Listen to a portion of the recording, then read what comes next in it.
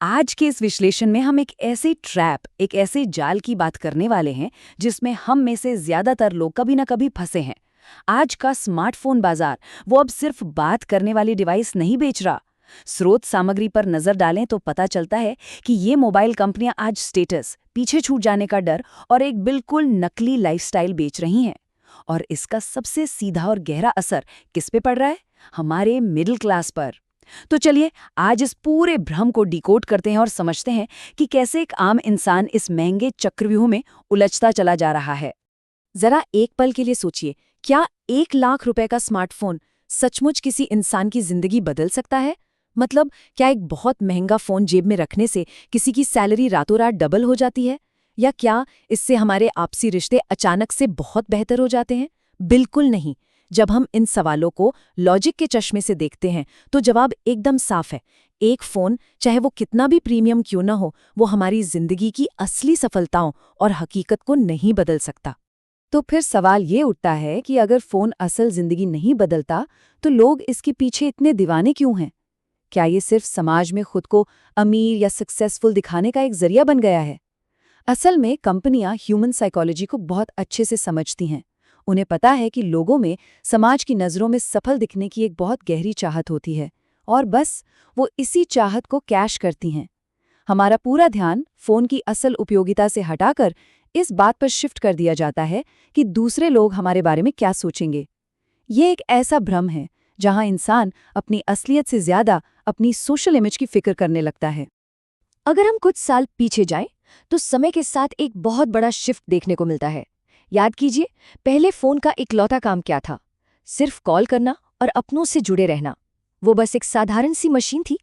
लेकिन आज फोन एक आइडेंटिटी मार्कर बन चुका है। ये तय करने लगा है कि सोसाइटी में आपका रुतबा क्या है। अगर किसी के हाथ में ये पुराना मॉडल है, तो बिना कुछ कहे ही समाज ये मान लेता है कि वो इंसान समय की रेस में कहीं पीछे छूट गया है ना जी? और मजे की बात यह है कि ये सब अचानक से नहीं हुआ है। इसके पीछे एक बहुत ही शार्प और सोची समझी रणनीति काम कर रही है। इन कंपनियों ने हमारे अंदर बनावटी जरूरतें पैदा करने का एक पूरा सिस्टम सेट कर दिया है। हमारे सोर्सेज के मुताबिक ये पूरा जाल मुख्य रूप से 3 पिलर्स पर टिका है। पहला है कैमरा मार्केटिंग, दूसरा है फियर ऑफ मिसिंग आउट जिसे हम फोमो कहते हैं, और तीसरा और सबसे खतरनाक पिलर है ईएमआई का जाल। ये तीनों तरीके मिलकर एक आम कंज्यूमर को नया फोन खरीदने के लिए पूरी तरह से मजबूर कर देते हैं। चलिए सबसे पहले पिलर को डिकोड करते हैं, कैमरा मार्केटिंग। हर साल नए लॉन्च इवेंट्स में हम कुछ भारी भरकम शब्द सुनते हैं। 200 मेगापिक्सल कैमरा, एआई फोटोग्राफी या फिर सिनेमैटिक वीडियो। इन फैंसी शब्दों को इतनी चालाकी से हमारे दिमाग में डाला जाता है कि हमें लगने लगता है कि हमारा 1 साल पुराना फोन तो अब किसी कबाड़ से कम नहीं है। हमें ये यकीन दिला दिया जाता है कि इन नए फीचर्स के बिना तो कोई अच्छी फोटो आ ही नहीं सकती, जबकि हम सब जानते हैं कि हकीकत इसके बिल्कुल उलट है। अब जरा असलियत के इन आंकड़ों को देखिए। रोजमर्रा के इस्तेमाल का 90% हिस्सा कहाँ जाता है? सिर्फ व्हाट्सएप पर मैसेज करने, इंस्टाग्राम स्क्रॉल करने, यूट्यूब पर वीडियो देखने और नॉर्मल सी सेल्फी लेने में। केवल 10% हिस्सा उन प्रो फीचर्स के लिए होता है जिनका विज्ञापन दिन रात किया जाता है। ये डेटा बहुत ही साफ तरीके से दिखाता है कि कंपनियों की लाउड मार्केटिंग और हमारे रोजमर्रा के असल इस्तेमाल के बीच कितना बड़ा फासला है। अब आते हैं दूसरे पिलर पर, फोमो यानी पीछे छूट जाने का डर। ये डर आखिर पैदा कैसे होता है? इसके लिए बड़े बड़े और ग्रैंड लॉन्च इवेंट्स होते हैं। बड़े बड़े फिल्म स्टार से इनका प्रमोशन करवाया जाता है। आप इंटरनेट खोलिए, चारों तरफ यूट्यूबर्स के रिव्यू और इंस्टाग्राम पर चमचमाते एड्स आपको घेर लेंगे।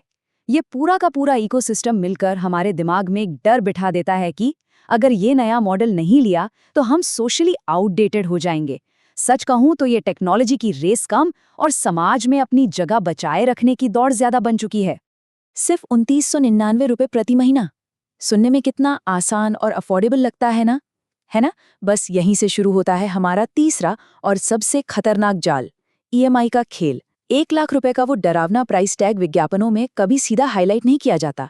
उस पहाड़ जैसी कीमत को इन छोटी छोटी प्यारी सी किस्तों के पीछे बड़ी सफाई से छिपा दिया जाता है। देखने वाले को लगता है कि अरे इतना तो आसानी से मैनेज हो जाएगा, लेकिन यही छोटी दिखने वाली ईएमआई धीरे धीरे एक बहुत बड़े और जानलेवा फाइनेंशियल स्ट्रेस का रूप ले लेती है।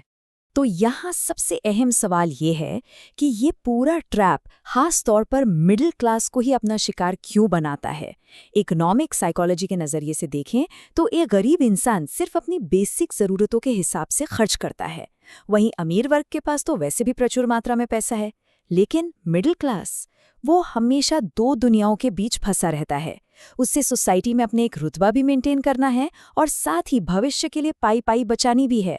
और ये स्मार्टफोन्स बनाने वाली कंपनियां मिडिल क्लास की इसी कश्मकश, इसी साइकोलॉजी का पूरा फायदा उठाती हैं। सोशल मीडिया इस पूरे भ्रम को कैसे स्टेप बाय स्टेप हमारे दिमाग में फीड करता है, इसे समझना बहुत दिलचस्प है। होता क्या है, सबसे पहले लोग इन्फ्लुएंसर्स को नए फ़ोन के साथ फ्लॉन्ट करते हुए देखते हैं। फिर इंटरनेट पे लग्जरी व्लॉग्स और एकदम परफेक्ट बिना दाग वाली फोटोज सामने आती हैं। और आखिरकार इस लगातार होने वाले दिखावे की वजह से हमारे सबकॉन्शियस माइंड में एक महंगे फ़ोन को सीधे सफलता के साथ जोड़ दिया जाता है। ये एक ऐसा इल्यूजन है जिसे बहुत ही सलीके से हमारे दिमाग में प्लांट किया गया है, ताकि हमें लगने लगे कि महंगी चीज़ें ही सक्सेस की असली गारंटी हैं। अब जरा इस दिखावे के बुलबुले से बाहर निकलकर सोचते हैं, एक आम इंसान की असली प्रैक्टिकल ज़रूरतें आखिर हैं क्या? किसी को कॉल करना, थोड़ा बहुत सोशल मीडिया चेक कर लेना, यूट्यूब देखना, दुकान पर यूपीआई से ऑनलाइन पेमेंट करना और कभी कभार कुछ कैजुअल सी फोटोग्राफी कर लेना, बस यही ना? इन नॉर्मल और डेली टास्क्स के लिए किसी भी भारी भरकम प्रोफेशनल ग्रेड हार्डवेयर की बिल्कुल भी ज़रूरत नहीं होती। 20,000 से 30,000 रुपए, सच बताऊं तो ये वो रियलिस्टिक प्राइस रेंज है जो अभी बताई गई सारी असली ज़रूरतों को शानदार तरीके से पूरा करने के लिए काफ़ी है। इस बजट में आने वाले फ़ोन्स रोज़मर्रा के हर काम को बिना किसी दिक्कत के हैंडल कर सकते हैं। लेकिन कंपनियां कभी नहीं चाहेंगी कि हम इस बजट में खुश और संतुष्ट हो जाए, क्योंकि अगर कंज्यूमर संतुष्ट हो गया तो इन कंपनियों का अपग्रेडेशन के नाम पर चलने वाला अरबों का बिजनेस तो एकदम ठप पड़ जाएगा। ये पूरी चर्चा सिर्फ एक गैजेट खरीदने तक सीमित नहीं है, इसके नतीजे असल जिंदगी में बहुत ही सीरियस होते हैं। आजकल अक्सर देखने को मिलता है कि माता-पिता अपने बच्चों की खुशी के लिए या फिर सोसाइटी के प्रेशर में आकर अपनी हैसियत से बड़े कदम उठा लेते हैं। जो पैसा बच्चों की आगे की पढ़ाई या परिवार की किसी अचानक आई मेडिकल इमरजेंसी के लिए सेव किया जाना चाहिए था, वो पैसा अब ईएमआई पर लिए गए इन चमचमाते स्मार्टफोन्स की भेंट चढ़ रहा है। ये एक बहुत ही डराने वाली और कड़वी सच्चाई है। जरा इस बड़े कंट्रास्ट को समझिए। एक तरफ है हमारी जिंदगी की असली फाइनेंशियल प्रायोरिटीज, जैसे कि अच्छी एजुकेशन और बुरे वक्त के लिए इमरजेंसी फंड, और दूसरी तरफ है आज की कड़वी असलियत, महंगे फोन की हर महीने कटने वाली भारी भरकम ईएमआई। सिर्फ लेटेस्ट टेक्नोलॉजी दिखाने की ये अंधी दौड़ परिवारों की उस जरूरी सेविंग्स को ऐसे दिखावे की चीजों में बर्बाद कर रही है जिसकी लॉन्ग टर्म में कोई वैल्यू नहीं बचने वाली। इस पूरे विश्लेषण का सबसे बड़ा और सीधा सा निष्कर्ष यही निकलता है, मोबाइल कंपनी का काम आपको अपग्रेड करवाना है, लेकिन एक कंज्यूमर के तौर पर आपका काम अपनी मेहनत की कमाई को बचाना है।